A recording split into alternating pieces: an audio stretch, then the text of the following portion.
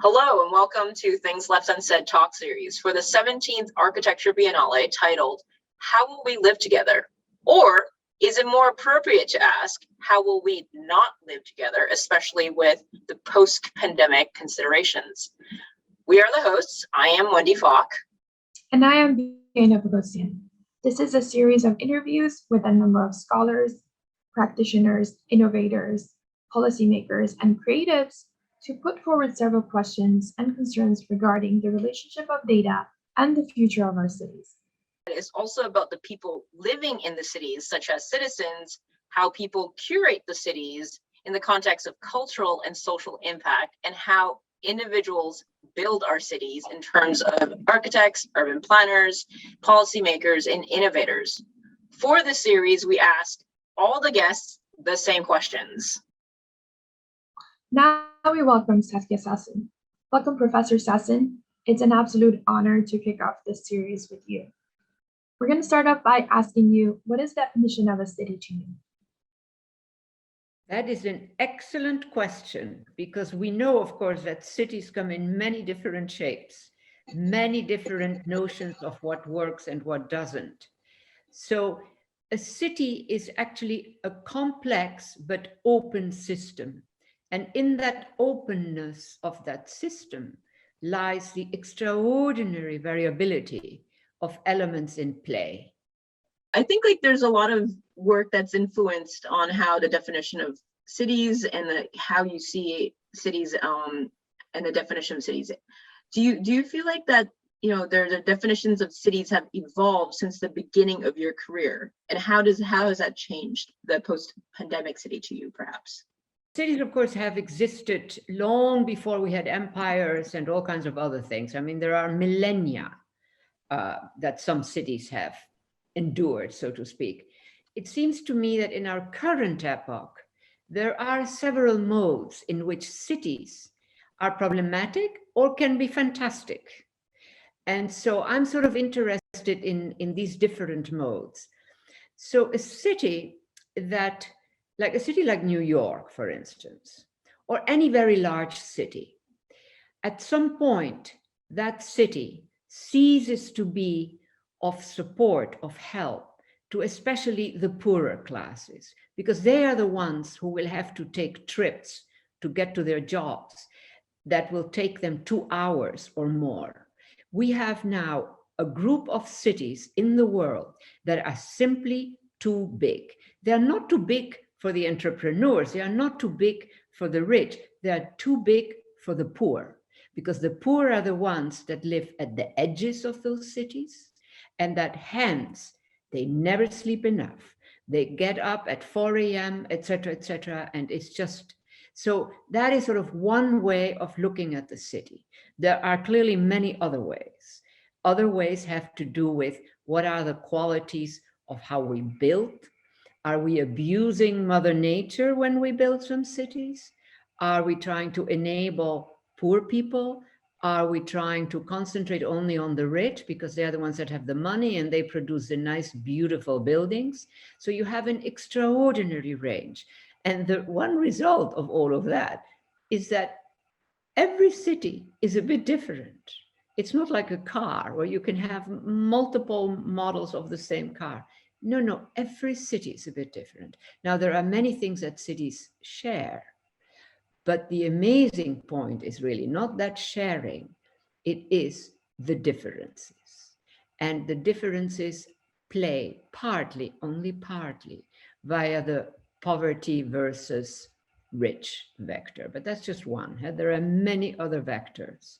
For instance, the Dutch, who, half of that country is below sea level. Well, for them to build a city that is below sea level is a completely different story from what it is, let's say, in New York. So when you really move into the zone of major cities, you begin to see, number one, a lot of things that are very similar. Number two, the challenges. Every city seems to have its own version of a challenge, something that is difficult, something that must be dominated or arranged or saved or whatever. And that, of course, keeps a certain kind of energy in a city. Because otherwise you could just say, why do these cities have such long lives, much longer lives than all kinds of very powerful actors, across our long histories? We refer to cities as complex yet incomplete systems. And in the past decades in your writings, you have advocated for open source approaches and hackability as a method to begin to understand and work with this complexity in order to construct new cities. Can you speak about the role of data in this conversation and how you could suggest that architects, policymakers, innovators begin to better strategize for future of our cities? In our current period, given the knowledges that we have acquired, given the experiences which we have seen, in other words, the fact that certain types of cement, certain types of stones, certain types of et cetera, are not good, whereas others might be just at least a bit better. So you have a whole new complex. I would think the last 20 years or so, it really launches a new epoch, because we have too much knowledge now. For instance, I did an analysis of, for Japan, of what were the variety of elements that they could use in building. And you know that in Japan, they are very, very serious about how they build, because they have very little, it's basically a huge rock.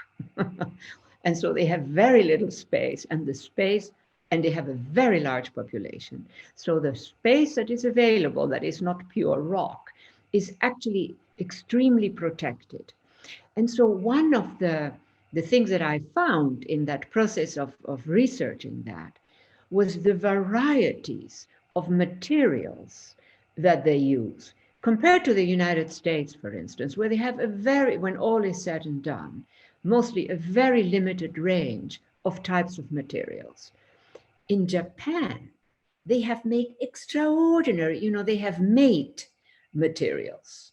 They haven't just gone to some wood and cut wood. No, they made these materials. In other words, a whole set of innovations that then presents itself as something that can be of use to support a tree and all kinds of other things that have to do with natural conditions. And that is something, for instance, that in the United States, we haven't really seen. I mean, now there are a few very fancy setups that are doing that. But Japan has been way, way ahead of the United States. I mean, they're really an enormously strong difference. They're a good comparison apparatus to see. And then the motivation on the part of the Japanese to use whatever Mother Nature has given us to develop high quality instruments that they can use, instruments of all sorts. I mean, instruments in a very broad sense. It could be for building, it could be for making vases, or so very broad spectrum. Japan is very overpopulated. It is, of course, there's always a risk of water, etc. So they have had to develop, in order to survive, kinds of knowledges that in the United States almost nobody thinks of or knows about. It's the construction economy that we have in the United States is a bit brutal. Not all of it, clearly, but it is not particularly refined, with exceptions of very, very, expensive, whatever modes of building. Thank you so much, Professor Sassen, for kind of highlighting issues of cities and management. I guess like another kind of questions before we move away from the questions of cities is, do you think that there are kind of ways of leveraging privacy issues, or there's a public literacy that could be part of this conversation within cities? This is increasingly happening. I am not sure as to what it is that has raised this set of issues. in this current period of ours? The only simple answer that I have is that the new generations, the youth, in other words, you, not me, I'm old generation. The new generations have a kind of knowledge and a kind of awareness that they must be knowledgeable, that they must be aware of all kinds of things. Let's say when I was young, it simply didn't enter the picture, and nor did it enter the picture for our parents. So we lived in a zone of innocence. Today, any big city, you begin to notice all the things that are in play, and you stand back and you say, wow, when is this all going to collapse, or how are they going to survive, etc. So it really is a new epoch. And again, we have long histories with many different epochs, but with complex systems, it is not easy to detect that you have entered a new system, that you have entered a new epoch. And that is in itself a very interesting proposition. And we don't quite notice that. We don't see it, because well, there it is all. But when you begin to, at my age, you begin to see, you see the epochs. You begin to see epochs. And an epoch can live off yet another epoch, but ultimately they are changing. They're changing elements. And nowadays, with all the tech apparatus, that is like an explosion, in terms of what does it mean to have change. Thank you. And it's really difficult to talk about data without talking about privacy concerns and issues. How do you see the relationship of hackability and privacy issues when it comes to urban policy and innovation? Well, starting just with open source, which is also a zone of debate, and it's a changing animal. I mean, when I started to think about open source, it was like 30 years ago or something like that, and it was this innocent, beautiful, like say, entity that appeared, as an option. Well, we're past that time. I mean, one of the major issues, and you all know this, is the aggressive negatives that are also in play. There is something about the mode of intelligence that has enabled us to make many of these advances, which can function as a very strong provocation to somebody who wants to do damage. Because so much is visible, so much is known, so much can be penetrated, etc., etc. So yes, we have advanced. Yes, we might be in a better zone, though who knows? But there is a fact that with all the intelligence that has been deployed to construct, to develop, to innovate, etc., etc., that we are not quite in command, even of a narrow zone within which we might live, etc. We know within households, we are continuously invaded by all kinds of instruments that capture how we eat, what we don't do, etc., etc. I mean, so it is a very peculiar moment. Now, I do also think maybe it's the elder in me. Elder means older, but elder just sounds so much prettier. The elder in me, of course, sees these innovations as sees a long history of little and big innovations, right? And that's going to go on. So the question for me is not so much how the current systems work, but it is what comes next.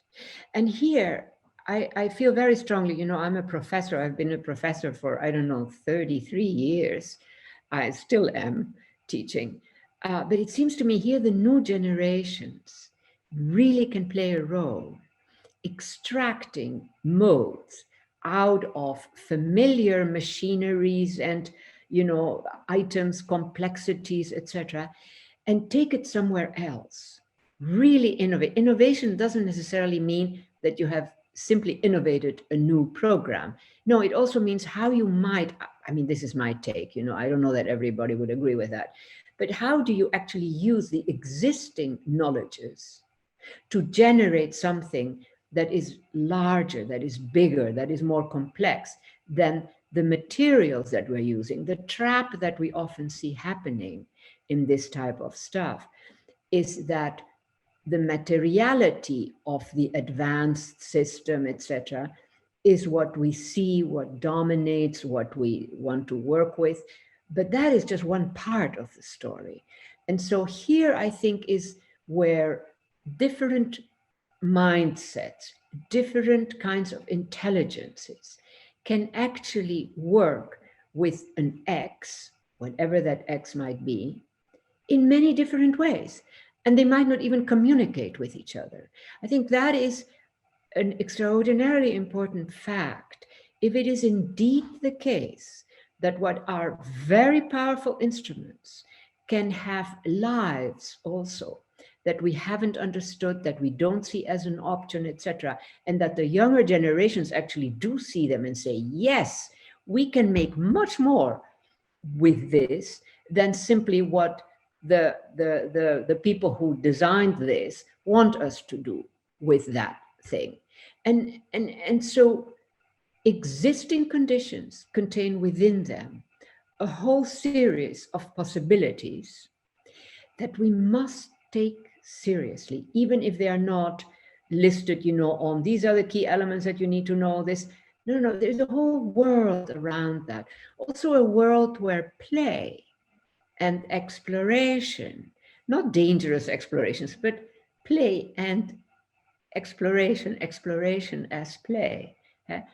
Those are settings where one can feel quite free to detect, to discover, to say, we could do this, we can mix that, these two could work together, this could destroy that one, a whole variety of things that might just happen inside our homes, that is not an existing item that we can buy, but that we extract from the utilities or the instruments that we have.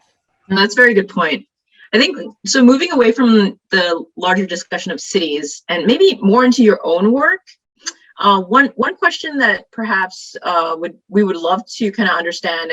These are like the final two questions. Is often during the journey of research between research and information dissemination and publications, in your case, it's very long, right? So you have a lot of like works that are influenced by external factors. In this context, Good point. Yes, I mean, like, when between a publisher and years of research, what really happens. So in this context, could you talk a little bit about perhaps what is left out? What is left out perhaps in your bibliography, in your projects? What do you cut out from your essays, pre-printing, post-publication? Yes. What was inspirational that you wanted to leave in, but you ended up cutting out? And how have people misunderstood or misused your research? We would love to know a little bit more about that. On the last point that you mentioned, how have people misunderstood or misused? Yes, let's get into that. I must say, I cannot remember once getting angry at a critique about something of mine, a critique that was, say, a bit negative, or that said, this doesn't work for me, what is she getting at, etc. I don't know. It's like an intermediate, when you do this type of work, and and there are many other people doing it also, it's like when you enter into conversation or into a conversation that has to do with writing about one another. Hey, it's not just literally a conversation, it's also writing. You sort of, I don't know, of course I've been criticized, but it never hurt. Maybe once somebody who really didn't know what they were saying, but usually there is intelligence involved in a critique. Now, I may disagree with the reading that a colleague may have about whether we are doing things right or wrong in a big city, whether, that kind of, stuff. I mean, there are multiple modes. think of a big city, right? Or a small city, but a city.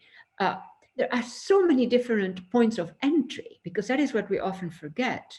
It's not just the stuff itself, it's how do we enter the system? How do we enter a discussion?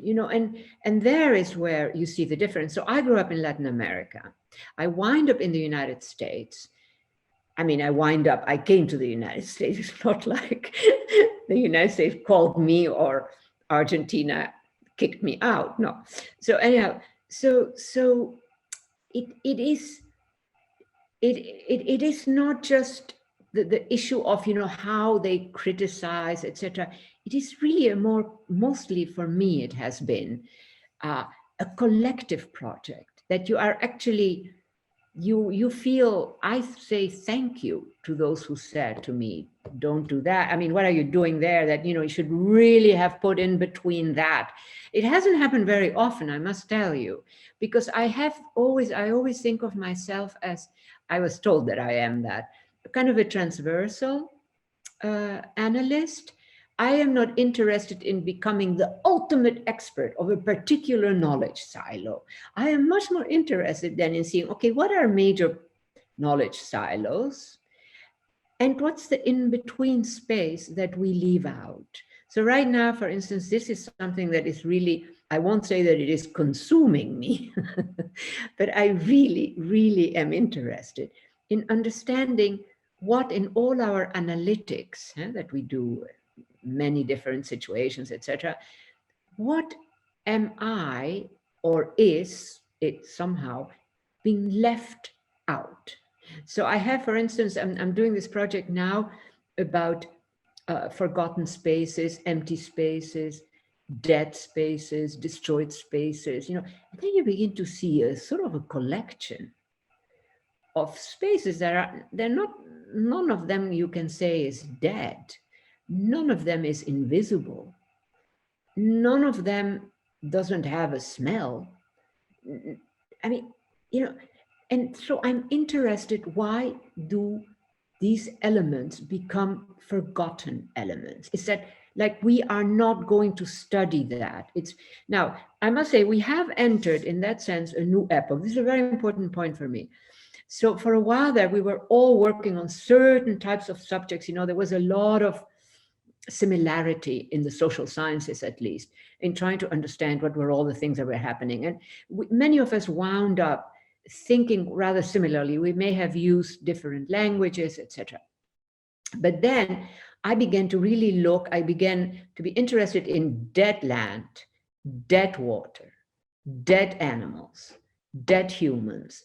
Well, if that becomes your actor for understanding all of these different, then you enter a new zone, and you have to discover that new zone, and you have to elaborate the conditionalities through which you can intervene in that zone and see something, let alone be there.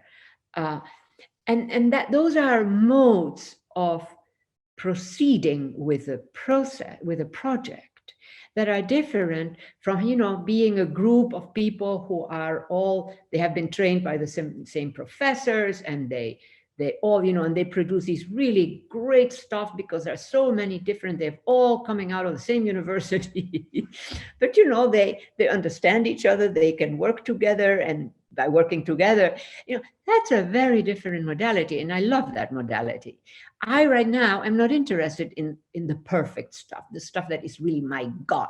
I'm interested in the miseries, in what we forget, in what we don't see, even if it is in front of us. That and that is a different way. Now I am, I'm old, and so I'm just allowing myself to do what I really want to do. That is also very nice. And that is so important in terms of, allowing yourself that freedom and happiness to happen, to be honest. Yeah. Before we go into the last question, which Biana is going to ask, is I guess like one other kind of question on that is, within how people are misunderstanding you, you've clearly kind of outlined that. Were there any kind of inspirational kind of essays or contexts that you you have left out from your work in the past that's published? Are there close collaborators that you generally work with? Been a solo operator, and I don't know, I think that started probably a long time ago at the beginning, where I was coming from Argentina, which has different modalities of thinking, etc., entering the United States. I was 18, and I was put in graduate school when I was 18. Graduate school usually is a bit older, and so and they put me there because they didn't know where to put me. And so I had a freedom that way to nobody took me serious. I was 18, so I had a total freedom to start inventing my mode of working. Now, I paid a price, a different, partial price, where they criticize you, etc. And it all came out very fine in the long run. But it was very important for me to be able to not just stick, because what was happening, especially in the social sciences and the political sciences, was that you sort of adhere to a certain logic generated by some famous older, mostly man, frankly. I don't have anything against men. I adore my husband. So but, and I, coming from Argentina, I was just in a different zone. I didn't even think about some of the things that my American friends were thinking. So I sort of launched myself. And, my first book, I sometimes forget that. My first book, which then eventually became a very well-known book, much admired, was rejected by 12 publishers. Why? Not because they didn't like it, but they said, where does this fit? Because I was neither in this domain, nor in that domain, nor in this, but I was all over the place. That I never forget that. But I must thank the great universities of the United States, which allow you, because it was like doing an experiment.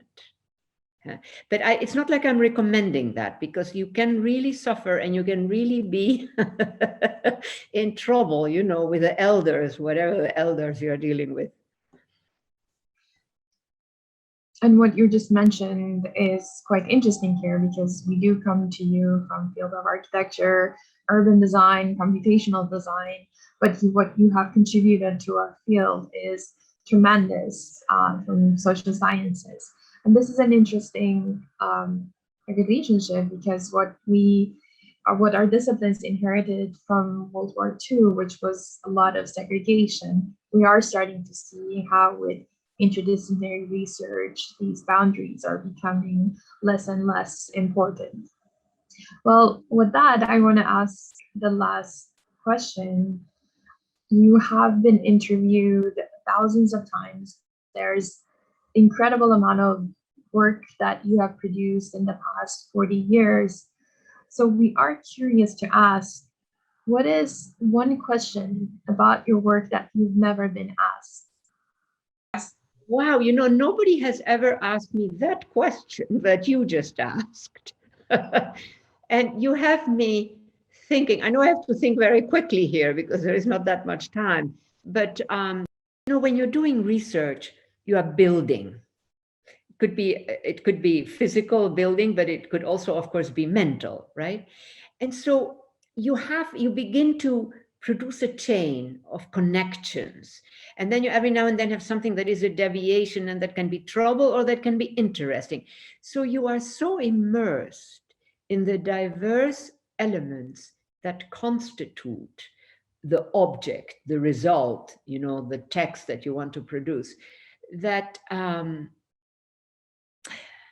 it's, you sort of, I think you lose track of all the different steps, the side steps that you had to take, and then return to the main sort of, you begin to forget all of that. I mean, if you have to talk about it, you remember that, but in your head, your head is still then working on the next project, right? So it's not like you carry it with you. It's there in your head, but, well, I guess I carry it with me, but I am not thinking about it. I'm not necessarily using it. And for instance, now I'm doing something where I'm finding myself going back to one of my first pieces, And that is interesting, that I say, but I was saying that 35 years ago. But that is not the typical thing that can happen every now and then, that you remember, etc. Professor Sassen, we cannot thank you enough for your generosity with time, with all the back and forth we had preparing for today, and also for your advocacy for the interdisciplinary research and your contribution to the field of architectural and design. We're really looking forward to pairing this interview with your recommended readings and media so that the audience can learn more about your ongoing research. Thank you very much.